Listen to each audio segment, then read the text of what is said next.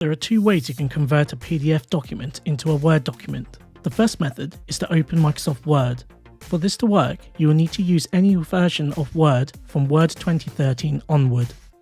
Click on Open and then Browse.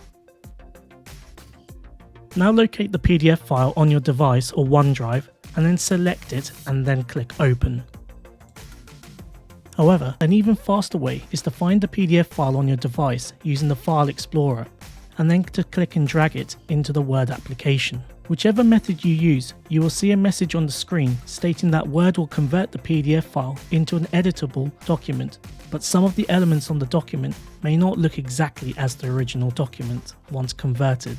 You can click on OK to continue and then to make adjustments on the document if required. If your PDF file is mostly text, the conversion will be accurate, but if the file has any of these, you may find some differences when converting the PDF to a Word document.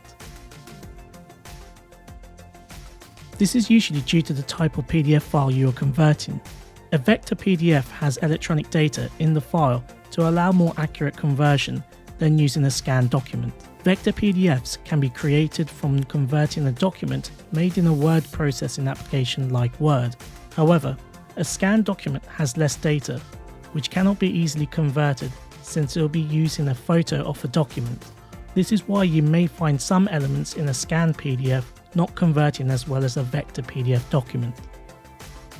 To learn how to produce vector PDF files using Microsoft Word, click on the Watch Next option.